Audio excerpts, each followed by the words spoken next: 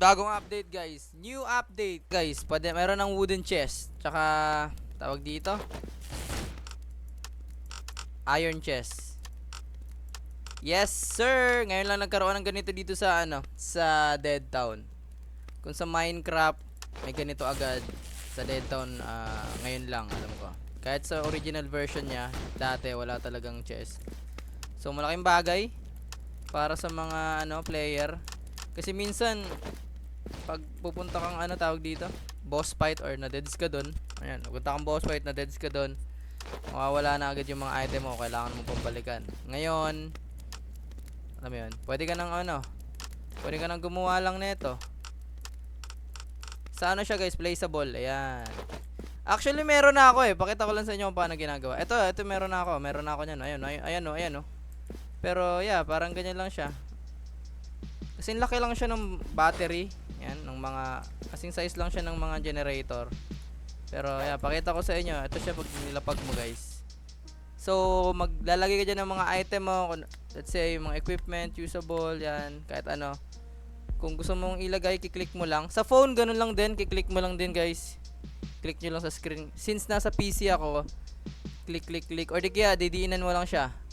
O distribute na yon. Yan. Sa chest.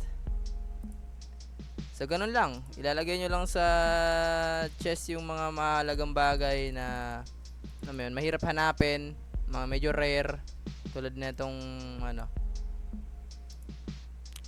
pangalan na ito, radioactive material. Pagbalik ganun lang din guys. Normal lang na mechanics ng chest. Ngayon nga lang nagkaroon na ito. Ngayon ko lang din nga naisip na ngayon lang din nagkaroon ng chest. So hindi mo kailangan ng kahit diyan, ilalapag mo lang siya sa gilid. Space lang kailangan mo. At syempre yung ingredients niya kung paano siya gawin. Yung wooden chest, yan, wood 20 tsaka blueprint na 5. At sa iron chest ay kailangan nyo ng gold, gold 2, blueprint 10, tapos steel na 20 pieces bago magkaroon. Medyo meron pa isang update dito, alam ko ano ba yung update? Ang alam kong update, unlock na rin daw yung hell tsaka hard. So hindi nyo na kailangan i-survive yung normal, hard bago ka magpunta dito sa hell. Pwede na agad tayo mag-start sa hell at select classic or extended. You want to watch tutorial? No. So, yan! Sa mga gusto ng hardcorean, yan, meron na agad tayong kumbaga, pwede ka na rumekta sa hell guys. Kung medyo naboboring na kayo sa normal tsaka sa hard mode. So, yun lang naman yung medyo mga bago sa update. Yan. Drone. Yun nga, hard and hell difficulties are now unlocked by default. Added weapon effect, 2 token purchasable skin. Ayan. Mga skin na lang naman yung mga nadagdag. So, ayun lang. Added wooden and metal chest.